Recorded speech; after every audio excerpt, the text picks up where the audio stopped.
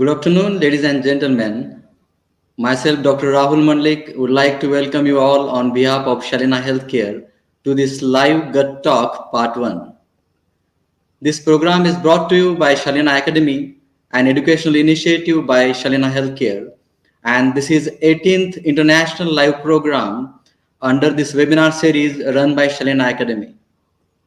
Briefly about us, today Shalina Healthcare is a leading pharmaceutical company in Sub-Sahara Africa, and from last 35 years, we have been working hard in offering quality and affordable medicines to African patients. And we achieve this by providing end-to-end services like we manufacture our brands in our own WHO approved facility. We have partnered with several institutions, NGOs, and professional bodies to deliver best patient care. Herewith, I would like to share some cases before we start with the actual program.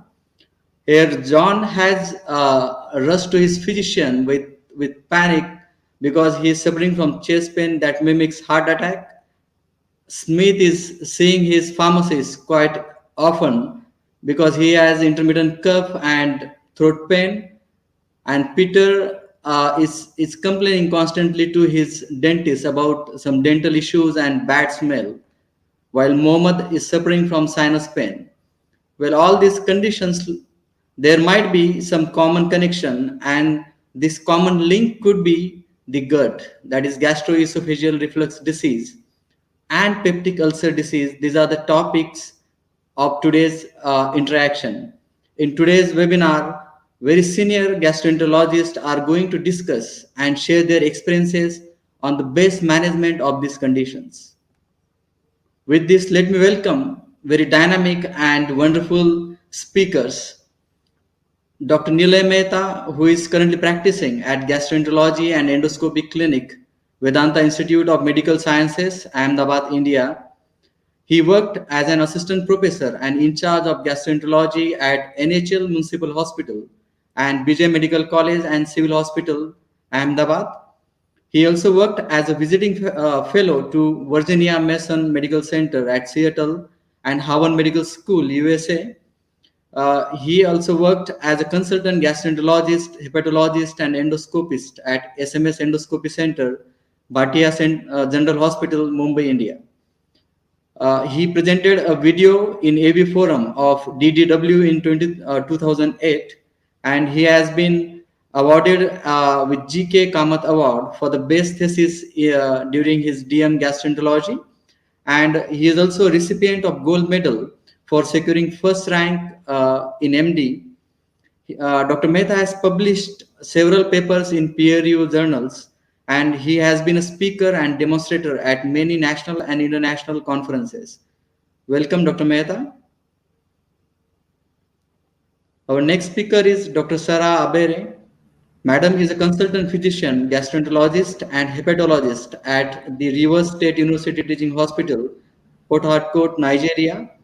Currently, she is a vice chairman of Medical and Dental Consultant Association of Nigeria, and she is leading advanced HIV care team at ASUT.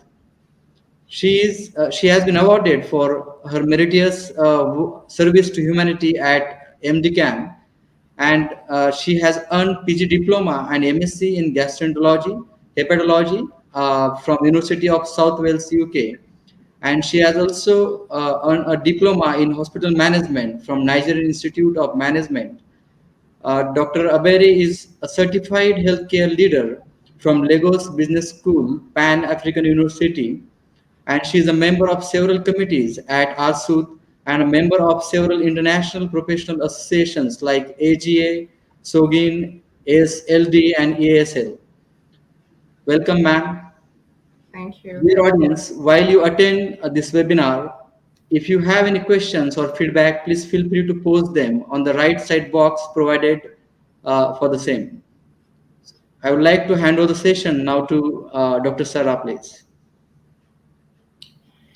Hello, everyone. Thank you so much, Doc, for the introduction.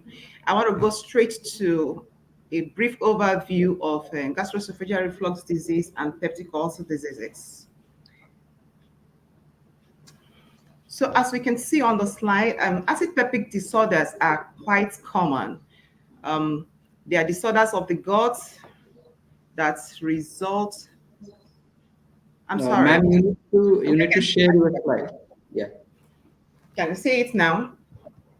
Yeah, we can see now. Okay. They are disorders of the gut that result from distinctive but overlapping mechanisms. And this could lead either to acid secretions in excessive pattern, or they could lead to diminished mucosal defense. But following the availability of gastrointestinal endoscopy, even across Africa, it's been found out that acid peptic disorders such as gastroesophageal reflux disease, which we will be referring to as Gerd in our talk, and peptic ulcer diseases that we'll be referring to as PUD, are quite prevalent across the continent of Africa. For a basic brief definition of these disorders, we could say that gastroesophageal reflux disease, GERD, is defined as symptoms or complications that result from reflux of gastric content into the esophagus, even up to the mouth and sometimes possibly up to the lungs. The two basic symptoms of gastroesophageal reflux disease are heartburn and regurgitation. For peptic ulcer diseases, they are basically painful sores or ulcers that develop on the lining of the stomach or the duodenum. Now, how common are these disorders? How common are they? The global burden of gastroesophageal reflux disease, which is GERD, is huge. And a recent landmark meta-analysis have reported a prevalence of up to 28%. However, in Nigeria, our prevalence of GERD is 7.6%. And on the screen is a slide showing the frequency of both typical and atypical symptoms of GERD in Nigeria. And from this, we can see that the most common prevalent symptom is heartburn, followed by regurgitation. Of course, quite a number of our patients will also present with dental problems in 13% of the patients. And what we see frequently too is a frequent throat clearing. A lot of patients just come to you and say they're consistently clearing their throat. Those are all atypical symptoms of GERD. Now, for the acid peptic disorders such as PUD, the overall prevalence of PUD is said to be 24.5%. A landmark study that was done at Kolebu Teaching Hospital, which is a major tertiary center in Ghana, disclosed that chronic duodenal ulcer was the most common form of PUD found endoscopically. Of course, others were gastritis and duodenitis. It's important to know that in the total population of the patients, which was 6,977, three-quarters of these patients tested positive for H. pylori. And that is going to be one of our emphasis in this talk today. What role does H. pylori play in our, especially in our resource poor settings? Okay, but normal endoscopy found this, were found in just about 41.1% of patients. Esophagitis was also part of what was found in that study, disclosed in that study, and that was just making up about 7.5% of the total number of patients that were scoped.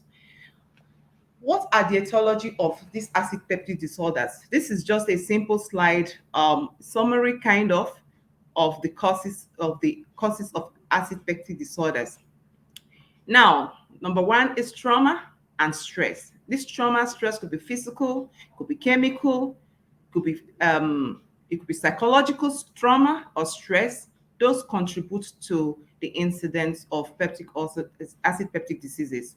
Now, diets are also important. Diets play a key role. The kind of diet a patient takes, high fat diet, they play a key role in the onset of these disorders.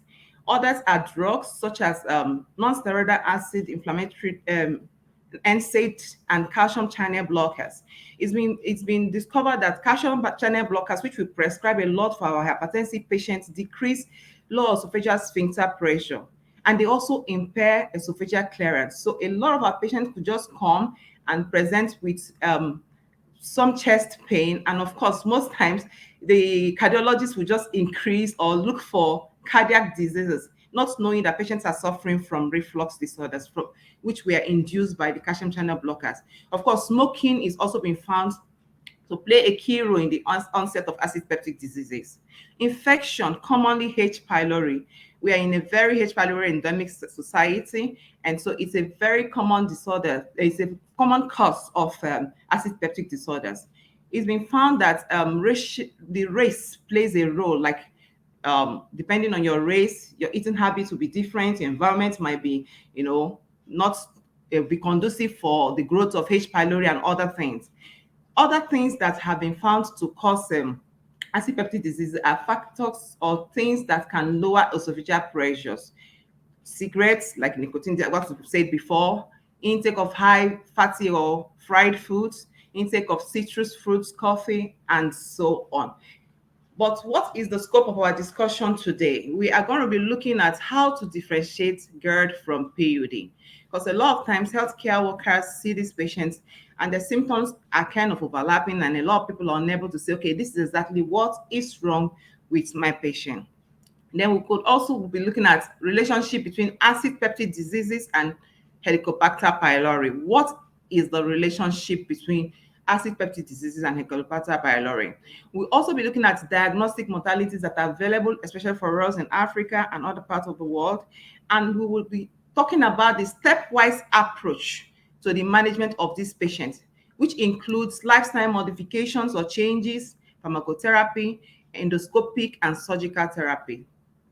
Finally, we'll be talking about when do you refer this patient to see the gastroenterologist? When do you initiate referral? So we hope you will learn a lot from our webinar today, and probably go back a better GI or semi-GI. Thank you. So, Dr.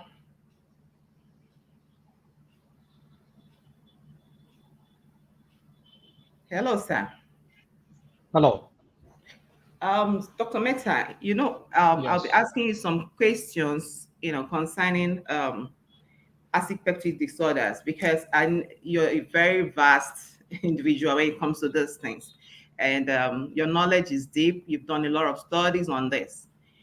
But first of all, I just want to have a basic um, definition. What is gastroesophageal reflux disease, and how does gastroesophageal reflux disease differ from peptic ulcer diseases? How do they differ? Thank you, Dr. Sarah. First of all, letting me be here with all my colleagues from Africa. And second, we are discussing very important topic. Probably, if we see our clinical practice, it's a huge patient population which either would be having gastroesophageal reflux disease or peptic ulcer disease. Now, coming back to your question, gastroesophageal reflux disease is a disease entity where a patient will have heartburn, that is, burning in the substernal region, or regurgitation.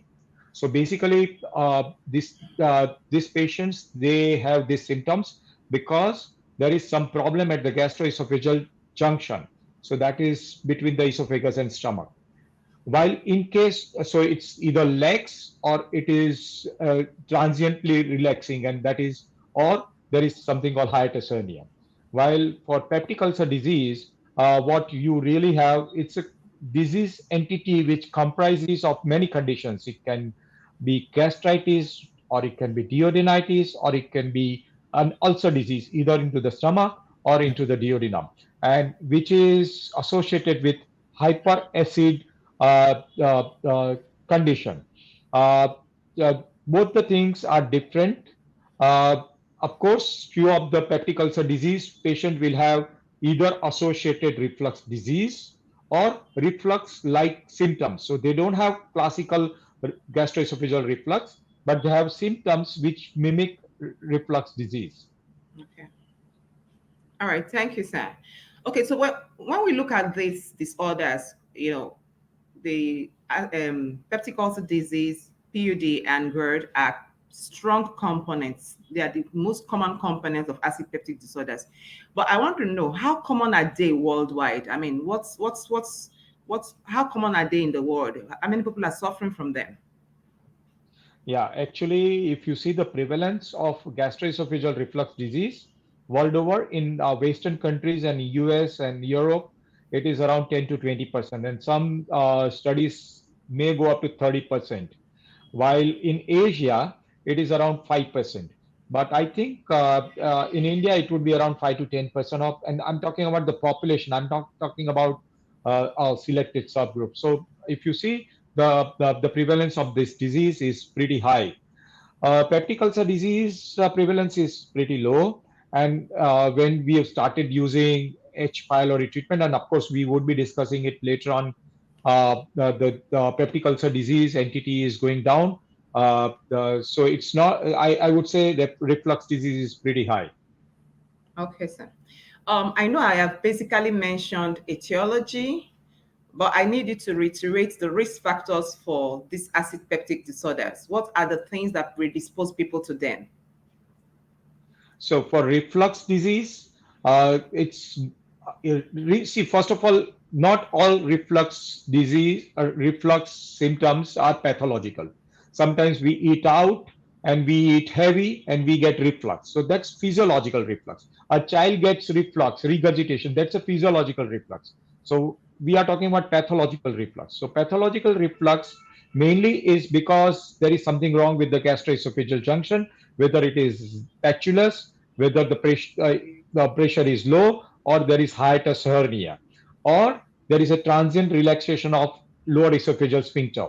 And then there are associations, as you discussed, that if you are obese, if you are taking tobacco, if you are smoking, if you are taking a lot of fatty foods, and I would add on to it is soft drinks. Many of us drink a lot of soft drinks, and that is also responsible for reflux disease. And certain medications, as you mentioned, again, in asthma, medication also can cause reflux. Why it is important? Because asthma can be exacerbated by reflux, and reflux can be exacerbated by inhalers and the medications what we use for asthma. For peptic ulcer disease, I would say two maximum important etiologies. One is H. pylori, and the second one is NSAIDs. Both are pretty common, and both are the most important etiologies for peptic ulcer disease. Thank you, sir. Thank you so much. But looking at these two disorders, most times the patients complain are basically the same as far. There's something common to both PUD and Gerd, which is the presence of epigastric discomfort. So, at a basic primary care level, how can we differentiate the symptoms of both disorders? See, first of all, yes, both can be at the epigastrium, but reflux, as I told you, is classically associated with regurgitation. So something is coming up, and also heartburn. So even if you have epigastric pain, many of them would have substernal pain. Second thing is in reflux disease, the epigastric pain is pretty higher up. So it's just below the Xiphi sternum. Third is peptic ulcer disease. Pain is epigastrium, but sometimes it is in the right hypochondrium or even in the left hypochondrium. Then it is mainly during the night if it is a duodenal ulcer, because that time the acid secretion is the highest. Or it is 2 to 4 hours after the meals, but sometimes it is also after the meals. So you take food and you get pain. What is associated with peptic ulcer disease is nausea. You have early satiety. You have uh, fullness of epigastrium. So association along with epigastric pain would differentiate between the reflux disease and peptic ulcer disease. So you have epigastric pain, but with regurgitation and substernal pain, it is more of reflux disease. But you have more of nausea, vomiting, fullness, early satiety, it is peptic ulcer disease. And Thank also you the so much. timing. Thank you so much, sir.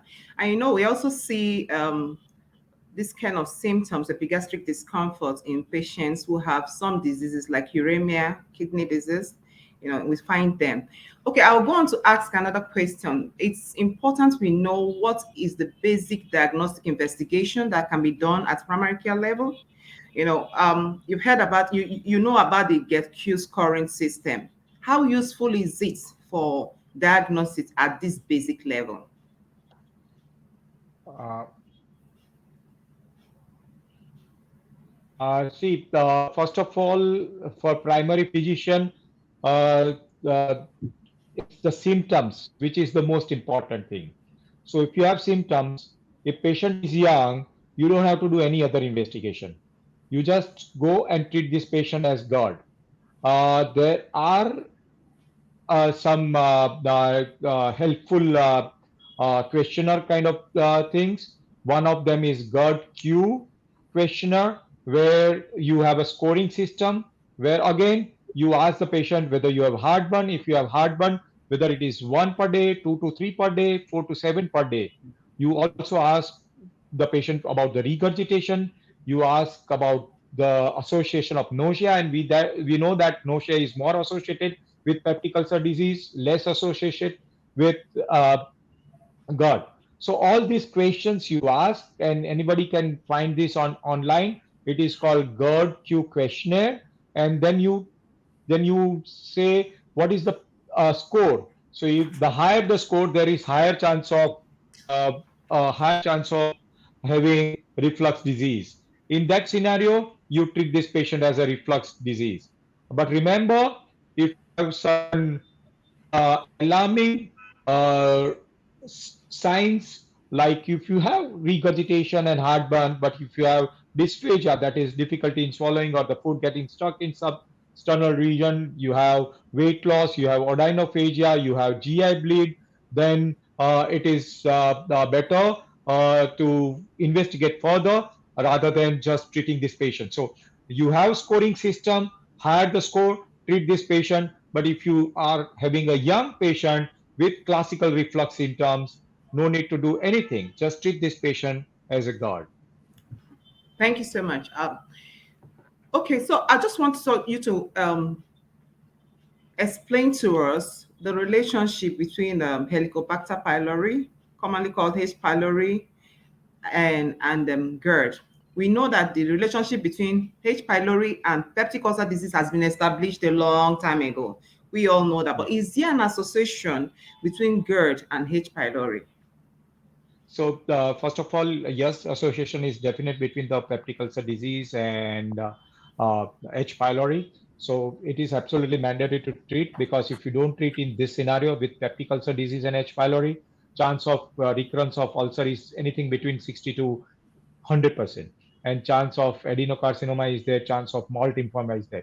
About the GERD, the final answer is not out, because there are conflicting reports that H. pylori is protective against GERD. But what is right now the report says is you have to see where the H. pylori. First of all, you have GERD and you have ulcer, or you have significant duodenitis. There is no confusion. Just go ahead and treat H. pylori. But if your stomach and duodenum is normal and it's just a GERD, and you find out that there is H. pylori, then you have to see where the H. pylori is. If it is in the antrum, then because antrum H. pylori is associated with higher acid, so you treat this patient and you get better, even for the GERD. If it is in the gastric body or the corpus and H. pylori is there, then theoretically it's hyposecretion. So basically it protects from reflux disease. So in this scenario, theoretically treating H. pylori can increase reflux disease, but clinically it has not been found out that even if H. pylori is in the corpus, gastric body, and you treat H. pylori and reflux does not go out. So let me not confuse my colleagues over here. I would say you have ulcer, you have reflux disease, treat. If you don't have ulcer, you may or may not treat. Either way is fine. I don't treat my all patients. If there is no ulcer, no duodenitis, just GERD, I don't treat. But even if you treat, it's okay. Okay, thank you, sir. Okay, so looking at GERD still, okay, what are the strategies for testing for GERD? Because we are in research support setting here, and most of the tests or investigations done outside may not be available. So what are the strategies for testing for GERD in patients that present with it? Yeah. So basically, as I told you, if you have classical symptoms, no alarming symptoms, meaning no weight loss, no GI bleed, no dysphagia, then you can straight away treat this patient with PPI. and it is double dose PPI. So it's twice a day PPI initially. So you give morning on empty stomach and evening 1 hour before dinner a proton pump inhibitor. And if patient responds in a week or two, it is definitely reflux disease, and you can treat this patient as a reflux disease. You can reduce the dose of proton pump inhibitor later on. Where I practice in my city, there are 60 gastroenterologists. They are qualified gastroenterologists. So we do endoscopy left, right, and center. So all my patients of suspected GERD would undergo endoscopy. But I believe that it is not true everywhere. So you can do this therapy and see. So if there is a therapeutic response, no need to do anything. Just continue for 2 months and then stop. But if you have alarming symptoms or your patient is not responding, then you have to do endoscopy at least. There are other methods to confirm reflux disease, like 24-hour pH-metry, but we don't do it, even we don't do it in all patients, and we'll discuss where it should be done. So, clinical symptoms, treat. Alarming symptoms, do endoscopy. That is at least minimum. Okay, so what you're saying is that we should do a treat and then test in patients that don't have alarming symptoms. Yes, that's what I told you. Treat. No need to do endoscopy in all patients. If patient does not respond, go for endoscopy. If alarming symptoms, go for endoscopy. All right. Thank you so much for the clarification. So I'm still on GERD. We know the mechanism of GERD. It's basically an imbalance in both the protective, the protective mechanisms and those that cause reflux. So knowing this mechanism of GERD, what will be your treatment approach if you have a patient that presents with GERD? So the first and foremost is what we discussed and you discussed, that there are trigger factors for the reflux disease. So the first and foremost thing is to treat those or to take care of those trigger factor, and which we call as a lifestyle modification. So if my patient has nighttime reflux, or when patient lie down and gets reflux, then what is important is head up. How do I head up? Not by putting pillows under the neck, because it will cause cervical spondylosis. But what you need to do is you have to elevate the head and up the bed, and you have to elevate it up to 6 to 8 inches. You have to reduce coffee. How much coffee is allowed? 2 cups a day is max if you have reflux, but lesser the better. You have to stop carbonated drinks. So no Pepsi, thumbs up. I'm sorry about it, but you have to stop it. If you take a lot of alcohol, you have to reduce. Some amount of alcohol is okay in moderation, but if you take like 3 pegs, 4 pegs, that's not allowed.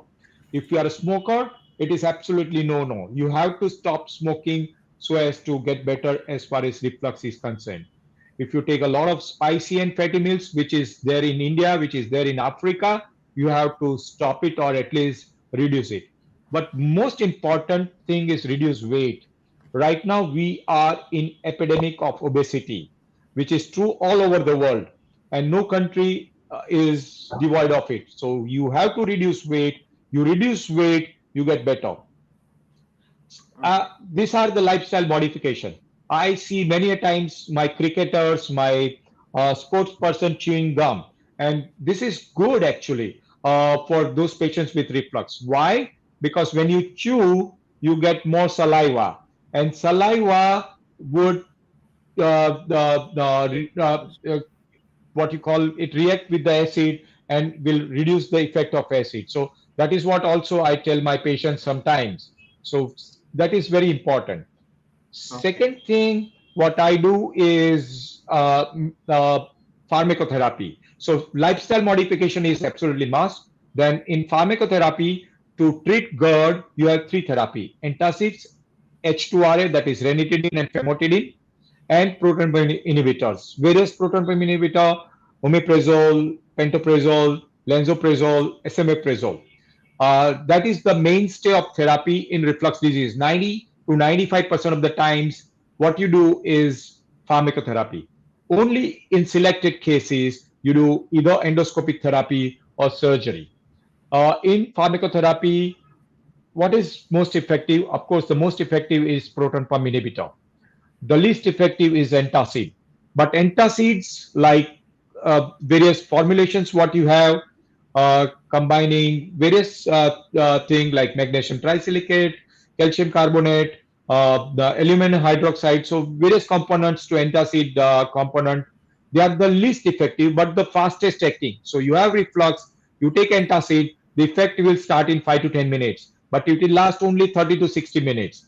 The second barrier is H2RA.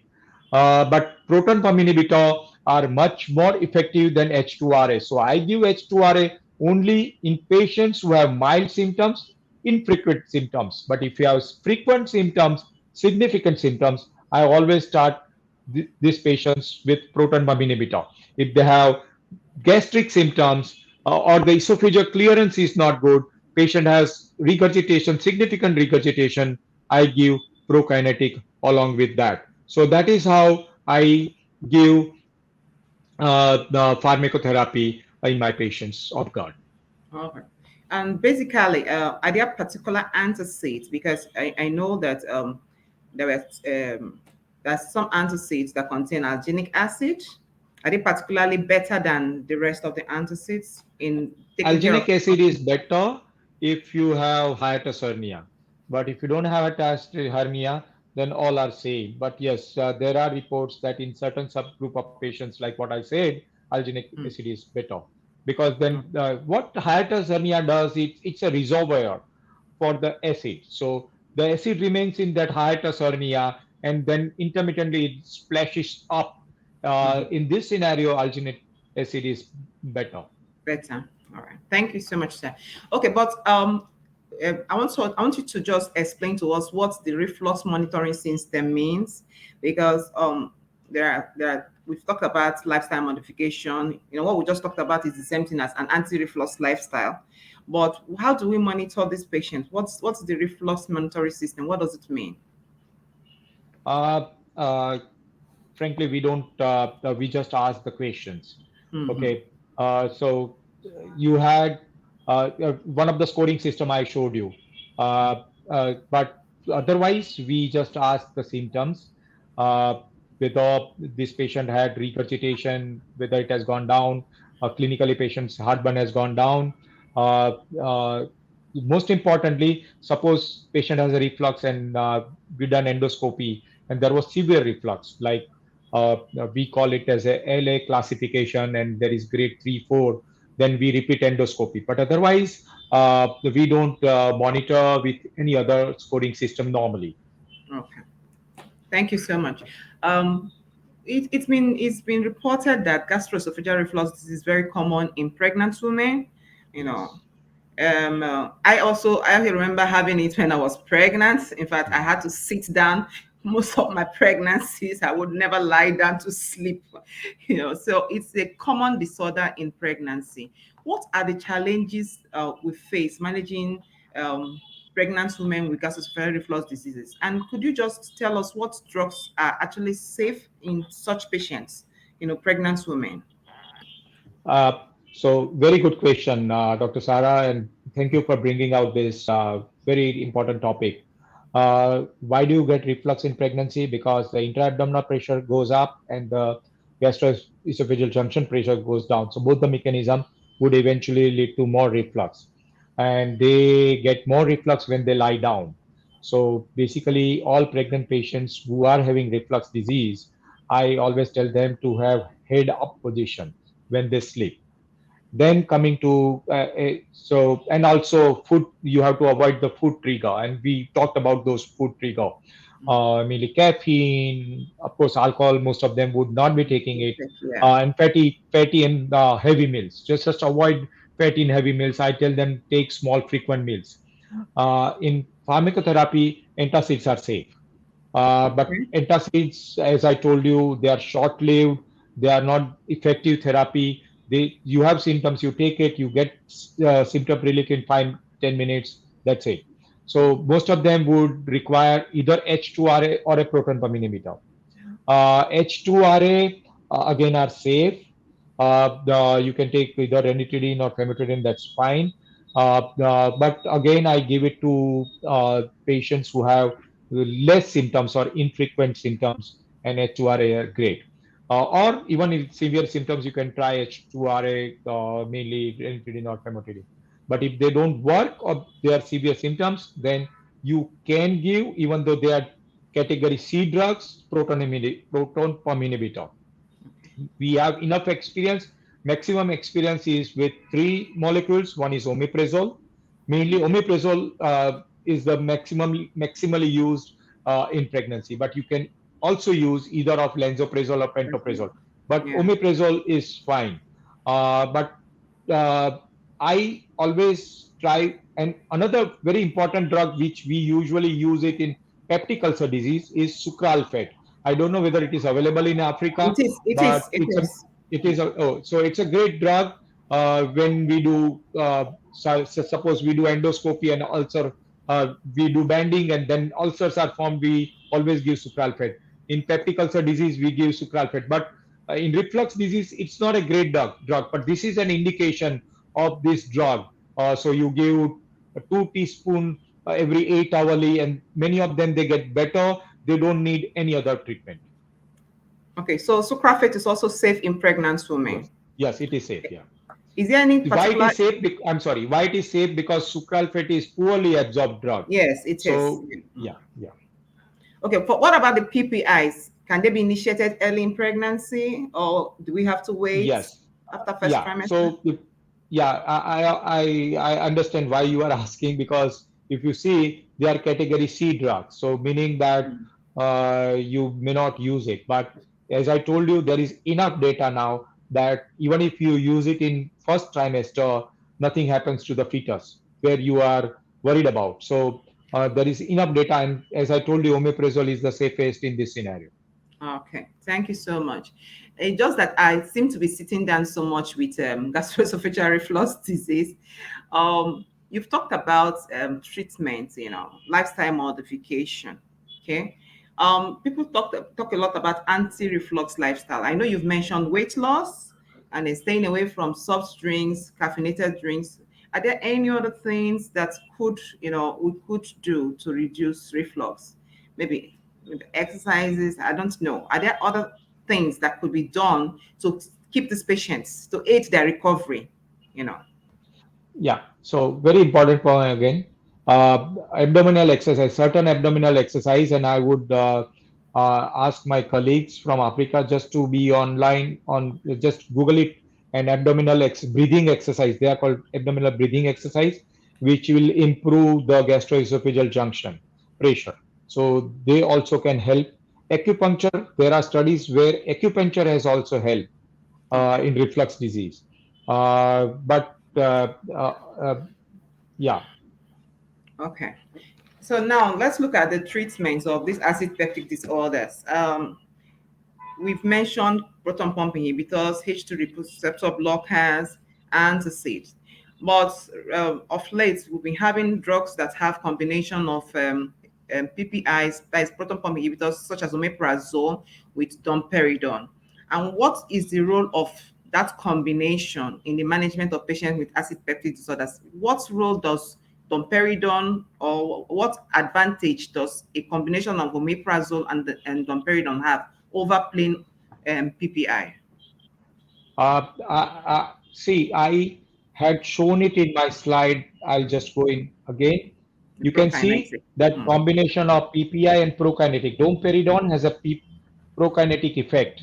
Mm-hmm. So it can improve two things. Esophageal clearance is improved because it's just not the reflux of the esophagus, but the reflux of the acid into the esophagus, but even the clearance of the acid from the esophagus is not proper in gastroesophageal reflux disease. So if somehow you can improve the esophageal clearance, the symptoms will go down. Second Okay. thing is sometimes you have gastric motility, gastric emptying is not proper, then also you will have reflux disease. So domperidone will have effect on stomach. Of course, it's a weak prokinetic. It's not a great prokinetic, but it will improve the gastric emptying also, and thereby it will work in gastroesophageal reflux disease. In peptic ulcer disease, there is a component with dyspeptic symptoms like epigastric burning pain. In peptic ulcer disease, many of them they have fullness of stomach, they have bloating, they have incomplete emptying of the stomach. Okay, the So stomach, there yeah. also, and nausea. So domperidone will work in that situation. So these are the sub subgroup of patients. So if patient has too much of regurgitation, patient has vomiting with reflux, or patient has nausea and abdominal fullness with peptic ulcer disease, this is a good combination. Good. Thank you, sir. Looking at peptic ulcer diseases, we found out that H. pylori is highly endemic in Africa. It's up to 70%, and in Asia, it's about 66%. And I want to know how important is the eradication, kits, those that contain omeprazole, clarithromycin, and tinidazole. What has been on the market has always been the one that contain omeprazole, amoxicillin, clarithromycin. Is there an advantage of this particular kits, the one containing omeprazole, clarithromycin, and tinidazole, over the regular ones that are readily available in the market? First of all, H. pylori has to be eradicated. If person has peptic ulcer disease, it has to be eradicated. The problem Yes. is, as you rightly mentioned, that 70% of Africa or 70% of India will have H. pylori.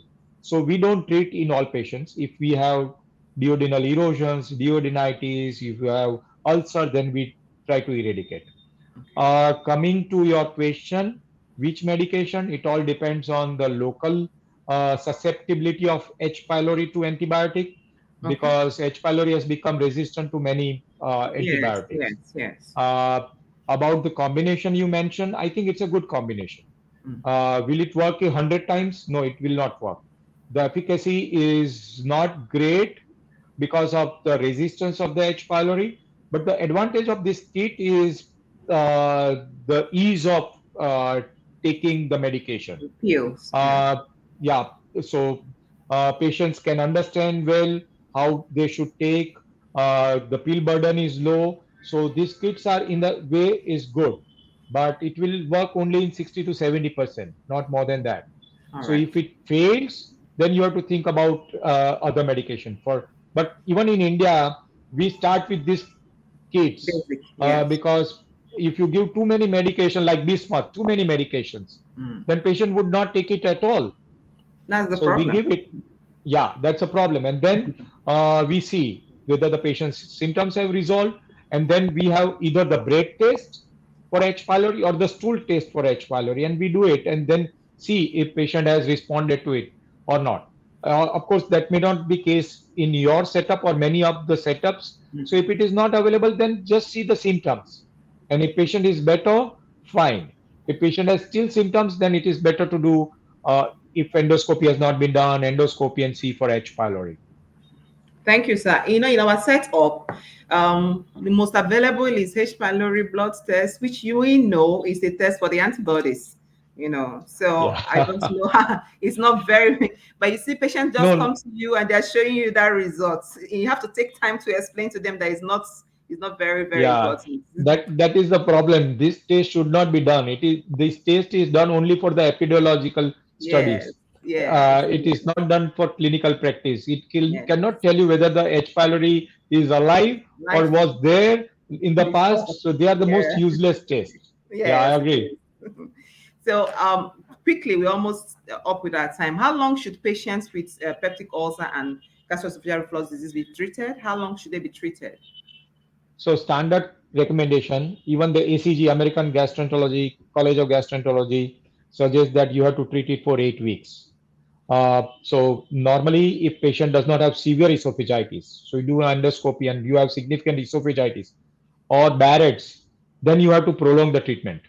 But if there is not significant symptoms or not significant esophagitis, and remember one thing, the problem with reflux disease is you do not have significant symptoms does not mean patient does not have severe Have it. esophagitis. So even Mhm. with severe esophagitis, patient can have a significant symptoms. So standard of care at least 8 weeks. If you done endoscopy, esophagitis which is significant, then you have to give it longer, or even maintenance therapy is required. But otherwise, if you're not done endoscopy, try to stop it at 8 weeks. If patient gets symptoms again, then you have to start it again. Now you cannot stop at 8 weeks. You have to give it for a longer time till patient gets better. And then if it is, suppose you have to give it for more than 6 months, then you cannot just stop PPI just like that. Then you have to Mhm. taper it off. So how do Yes. you taper it off? Suppose you are giving omeprazole 20 milligram. So if omeprazole 10 milligram is available in your country, you can give 10 milligram. If it is not available, then you can do alternate day. So like that, you taper it off. Okay. But certain amount of patients with significant symptoms, Barrett's esophagus, esophagitis, you have to give it for long period. And we don't know when to stop in those patients, but try to reduce the dose as much as possible. Okay. So, finally in this series, we're talking about, part of my introduction was, when do you refer? When do you When refer do to you a refer? gastroenterologist? Yeah. So, when the patient's So cases are recalcitrant, when do people refer? Primary care providers, when can they refer their patients? So before that, I would say even before refractory reflux disease, if the patient comes to a primary care physician and patient has alarming symptoms, this patient has to be referred. If patient has dysphagia, patient has weight loss, patient has GI bleed, patient has significant anemia, you cannot start treatment just like that. This patient has to go to a specialist. At least an endoscopy has to be done. Now, if you have treated this patient, no alarming symptoms, classical symptoms, you treated this patient and patient does not respond, or patient respond but gets recurrent relapses, then you have to refer this patient to a specialist. Why? Because there is a condition called refractory ascites. So what is that? So these patients either do not respond to our standard treatment, or they keep on getting recurrences. So why do patient gets refractory as GERD? Is either the treatment is suboptimal. So if the dose is less, you correct the dose, or there is a concomitant other disease entity. So with reflux disease, patient has the malignancy, or patient has peptic ulcer disease, or patient does not have reflux, but you have said, okay, this is reflux disease, like eosinophilic esophagitis, or Yes, yes. patient has neuropsychiatric overlap. So this patient, we call it as a hypersensitive esophagus. So even without reflux, they have reflux symptoms. So these are the causes of refractory GERD. In this scenario, if endoscopy has not been done, endoscopy is must. If endoscopy has been done, you have to do pH metry. So it's called 24-hour ambulatory pH monitoring. It can be a wired or it can be a wireless by Brevo capsule. And in certain indications, you have to do impedance measurement. Impedance measurement, I'm not going to go into detail, but if you think that it is a non-acid reflux, like bile reflux, then impedance measurement is important. And sometimes GERD is associated, means esophageal motility disorder, like diffuse esophageal spasm, is associated with GERD.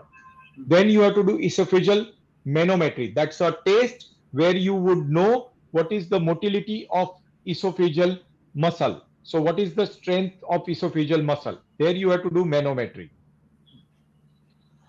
In certain cases, it's a definite reflux disease, but PPI doesn't work.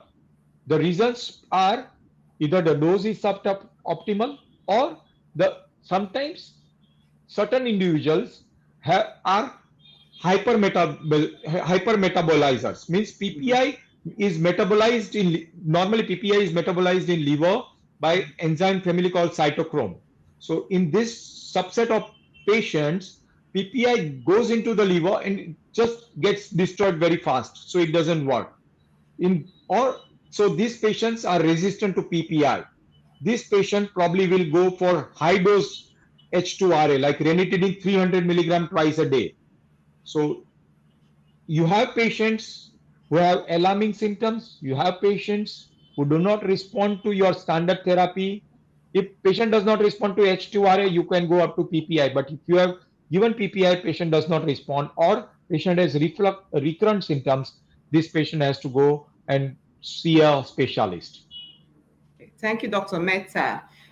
Basically, we've come to the end of our Q&A. Before that, I'll just would like to say a few words about when this patient also go for surgery or endoscopic therapy. Good. Same indication, if patient is young, recurrent symptoms, this patient has to go for surgery. Uh, So what are the indications of surgery? Failed medical treatment. Patient is young. Patient doesn't want to take treatment for long time. Patient has complications like stricture, cancer, or Barrett's esophagus. Then patient has to go for surgery. But nowadays, we do more endoscopic therapy rather than surgery. And the reason being that surgery is also not perfect. 10% of patients after surgery will have dysphagia. They have gas bloat syndrome in 7 to 10%, and 50% of them would keep on getting anti-reflux medication after 3 to 5 years. So we do more and more now endoscopic therapy in this reflux disease. And this is one of the method what we do in India, that is called Gerd, Yes.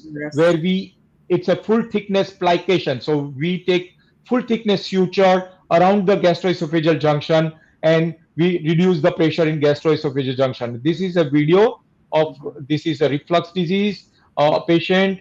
So there, this is how we apply full thickness. You can see a full thickness plicator.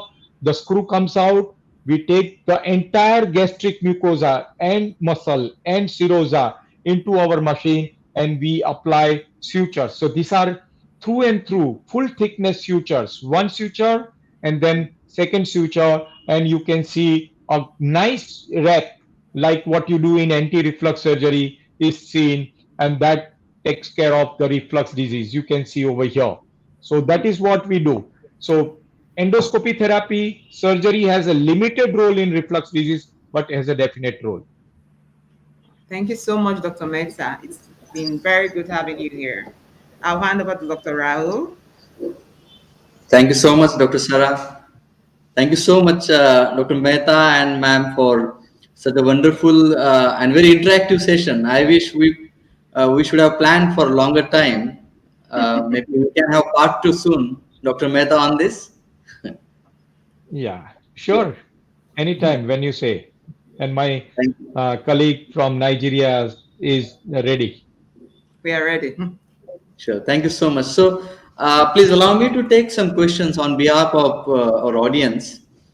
The first question is related to chronic gastritis, where actually there are three different questions here. I would like to put them together. What are the signs and symptoms of chronic gastritis? Then, best treatment for it, and can chronic okay, fine, that is different question. So for chronic gastritis, these two things are there: signs and symptoms and the best treatment for it. All right, Dr. Mehta, maybe you take that answer. Okay, so basically, gastritis has many meaning. In India, when patient comes to us with gastritis, they actually mean gas. Mhm. So it's basically dyspepsia is of two types. One is acid type, acid peptic type. The other one is motility type. So in motility type, patient will have bloating, fullness. So that is also gastritis, and burning is also gastritis. So when you say chronic, patient will keep on having symptoms. Now, if you're not investigating this patient, you have to investigate. Yeah. You have to at least do endoscopy and then find out whether this patient, when he means chronic gastritis, is really gastritis, because Gastritis. it may not be gastritis. It Mhm. may be just constipation. Most of our patients who come with chronic gastritis, they have constipation. So you ask them, they have epigastric pain, but actually they have constipation. So you have to proper history taking is very important. So you treat constipation, then chronic gastritis is gone. Then if they have gas, bloat, fullness, it is motility type. So where you have to give prokinetic. Then if it is dyspepsia, acid peptic type, then you give proton pump inhibitor. Many of them, they have psychological overlay. So you have Yes. to give some serotonin, SSRI kind of uh, Yes. uh, antidepressants. They are antidepressant, but here you have to Give a very low dose, not Very like good. antidepressant, and then they get better. Right. Ma'am, you would like to add? Yeah, well, what he said is true. The most times, it's a blanket word. People just say gastritis. It could actually even mean pancreatitis. So investigation is the way to go. Because patients will keep telling you they have epigastric pain and they say it's gastritis. In fact, I have been diagnosed of gastritis. You need to investigate the patient so you know what you're actually treating. Okay. Well, our next question looks interesting. That is it possible to completely eradicate H. pylori? Yeah, Dr. Well, Sarah. well, I don't know if it is really possible because we are in an endemic society. And most people we eat out, probably they get reinfected again. So I don't think it's possible to completely eradicate H. pylori. I don't think it So I is. would, yeah, I would just rephrase it. It is possible to eradicate, but the relapse or the recurrence is pretty high in endemic Very area. high, very high. Yeah, very high. That does not mean you don't give anti-H. pylori treatment. You have to give anti-H. pylori treatment if you have ulcer. Because if you don't treat H. pylori, then the ulcer recurrence rate is anything between 60 to 80%. Yes. Right. Yeah, and the truth is that the patient's symptoms may never improve if you don't eradicate H. pylori in the patients. So symptomatically, you actually need the H. pylori eradication. The truth is that when patients relapse, you have to retest them for H. pylori again to be sure if they've been reinfected. Okay. Fine. I will just move on to next question, which is towards pediatric side. What is the pathophysiology of GERD and gastritis in children less than 15 years? And what is the treatment approach for such patients? Okay. Shall I take or you are taking, Dr. Sarah? I will say my own bit when you're done. Okay. So I couldn't get you, but I'm going ahead with the answer. Yes, sir. Okay. So basically, when a pediatric patient comes to you with reflux, it doesn't come to you with heartburn. It comes to you with regurgitation. And up to 5 years, regurgitation can be a physiological thing. So just because the pediatric patient has regurgitation means some food coming into mouth does not mean it's reflux disease. There you don't have to do anything. You can wait and it just goes off in after 5 years or anything between 3 to 5 years. But if there are symptoms like it is too much or patient has asthma, pediatric asthma, then you have to investigate. You have to do at least endoscopy. Gastritis is not a great problem in pediatric population. If there is a gastritis in pediatric population, always look for constipation. And the number one cause of constipation is morning stool in pediatric patient. All right. So I will add this because the question was, what is the cause of gastroesophageal reflux disease in pediatric cases up to 14 years? That's what you're asking. The question was about, Dr. Rahul.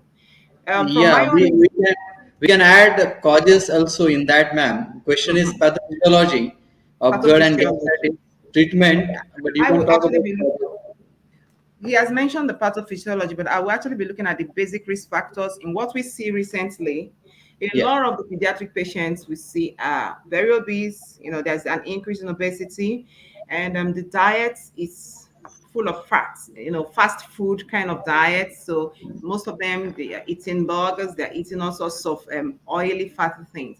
Another thing I've noticed in my pediatric population are immobility, inactivity. They just sit at the console, they play games. These are basically what causes reflux. And they sit there, they eat, they don't move. They sit, they yeah, eat, they don't move. So for them, that's one of the things that could produce reflux diseases. Because I realize when I tell them, okay, lose weight, you have to go on some, we adjust their diets, take out most of the high carb, high fat things, and then start making that child walk around, play around. Symptoms tend to regress immediately. got it, ma'am. Very important point. Thank you so much. I will go back to Dr. Mehta. Sir, you told about the last point. I would like to know more about that. You said that stool, morning stool in case of pediatric patients. Mhm. No, yeah, not morning stools. Constipation in pediatric patient, number one cause is morning school. Morning school, sorry. I Yeah. heard it. So Yeah. they don't have time. See, as Dr. Sarah said, that things have changed. Like, the children, they don't want to run, they don't want to play. They are awake till late night, and they have a morning school. So they don't have time to defecate. So Mhm. constipation in pediatric population starts like that. Initially, they would start going to defecate in the afternoon or evening. Then they would start skipping a day, and then the constipation goes up, and then they Right. present as gastritis. Yes, Okay. yes. Yeah. Truth. Very important point. Yeah. Thanks. I will move on to next question that what are the recommended analgesics for PUD patients? Okay. So, okay, non NSAIDs, non-steroidal anti-inflammatory agents are out if you have ulcer. That is for sure. So if patient has pain, then you can give paracetamol. And in India, we get also 1 gram paracetamol tablets and injection. The other one is morphine-like compound, not morphine, but synthetic morphine-like compound. They are tramadol, and various compounds are available over here. I don't know what is available in Africa, and Dr. Sarah would tell us. More than analgesic, many a times my patients are having cardiac issues, and then they need to take aspirin. So the question is whether they can take aspirin or not. So they can take aspirin, not high dose, not 325 or, but low dose aspirin with under proton pump inhibitor. So they should be given pantoprazole or omeprazole, and then you can give aspirin. About other analgesic, I don't know what are the analgesics available over there. Yeah, the same things we do here. We give paracetamol. We give um, we give we give tramadol. You know, and depending on where the pain is located too. If it is in the gut, we give antispasmodics. That's what we will give if the pain is in the gut. But if it is more like musculoskeletal pain, we have to go with the safe things. We won't go near the NSAIDs at all. Right. Next question is from Dr. Eugene from Nigeria. Doctor would like to know, could uncontrolled GERD be etiologic in inflammatory cell carcinoma of the GIT? Uh, uh, Refractory GERD, significant inflammation is associated with Barrett's esophagus and adenocarcinoma. But GERD cannot cause colonic cancer, but GERD can cause esophageal cancer. Yes, so it basically adenocarcinoma, the number one reason is GERD. And it has to be that of the esophagus. Yeah, that has to be also. Yeah. And sir, I think you briefly mentioned during interaction, uh, but there is a question I think about is there any inverse correlation between GERD and H. pylori infection? Yeah. So theoretically, yes. If it is enteral H. pylori, then it is good. Then you treat H. pylori and GERD goes down. If it is body, corpus H. pylori, then so basically when H. pylori is in the corpus, the acid secretion goes down. So you treat H. pylori, the acid comes up. So you That's have it. more theoretical risk of reflux disease. Yes. In Yes. if H. pylori is in the gastric antrum, the acid secretion goes down or secretion goes up. So you treat H. pylori, the acid secretion goes down. So treating H. pylori in antrum reduces GERD. Treating H. pylori in corpus, that is gastric body, Body. increases GERD. But that has not been seen in clinical practice. So if your patient has an ulcer, you have to treat this patient. Right, sir. And sir, like we have so many audiences from primary care or from pharmacy setup. So you would like to provide some guiding tips to them as far as symptoms are concerned for H. pylori when it is there in antrum part or when it is in the gastric body part. Oh. the symptoms of H. pylori according to the location. Yeah. No, no. Well, those are basically endoscopic diagnosis. So they're basically endoscopic diagnosis. So I don't know if there are symptoms. I mean, GI symptoms when there is gastritis or when there is peptic ulcer, basically it's the same symptoms. Except you want to tell me you want to differentiate gastric ulcer from duodenal ulcer, probably that we can do. But whether H. pylori itself will be visible or show different symptoms when they're in different places, I don't think it's visible. Dr. Mehta, do you have anything else? I don't No, have that. I agree. I agree with that. Yeah. Right, sir. And probably I will take now last question here. Sir, you have mentioned about Gerd Q, that is a type of questionnaire for Gerd diagnosis, maybe. Is there any similar questionnaire for H. pylori diagnosis which can help in the diagnosis, particularly in the research poor setting where because UBT might not be available across African countries and it is very expensive in those setups. Again, stool test is not feasible. Uh, so, are there any other alternatives available in such setups for diagnosis? H. pylori cannot be known clinically. H. pylori cannot be diagnosed clinically. H. pylori resides into the gastric mucosa. So you have to do something where you get it from gastric mucosa, or you have to give something which reacts, so with which H. pylori reacts and tells you that it's there. So it cannot be, there cannot be any questionnaire for that. My only suggestion is, as a responsible pharmaceutical company, why don't you provide them the H. pylori kit? Just go to various nations and provide them at a cheaper rate. Definitely, sir. We are working on that. That is why I asked this question to you so that we can go to the maybe better option which works well in African continent. Yeah, because So Europe basically, bread we test all are resource is poor not very country. common. So yeah, the H. pylori kit, which is hundreds or $1,000 in Western country, has to be cheaper, which is Very there in cheap. India. Yeah, Right. so there also you have to provide cheaper kits. We are not rich country like Europe and USA. Correct. And as far as sir, feasibility is concerned, out of UBT or maybe stool test or which test you name first when it comes to the feasibility? Yeah, Uh, yeah, well, Dr. Sarah, please. I would rather when you talk about the test, I will first of all go for urea breath test for H. pylori. That's the first test because it's an easy procedure. It's an easy thing and it takes a very short time for your results to come out. But it depends on availability. And then, of course, another very good test is the stool antigen test for H. pylori, which is also done. And of course, endoscopically, we can biopsy and then test the biopsy tissue for H. pylori. What we do, what is done around here, which I have issues with a lot, is the blood H. pylori test. Just as Dr. Mehta has said, it is not useful. Um, there is an increase in the availability of urea breath kits, breath machines around. So probably with time, a lot of people will be able to access them. But those are the tests that should be done for patients with suspected H. pylori. Yeah. So you're saying something. No, no, I completely agree with what Dr. Sarah said. That's the way to go.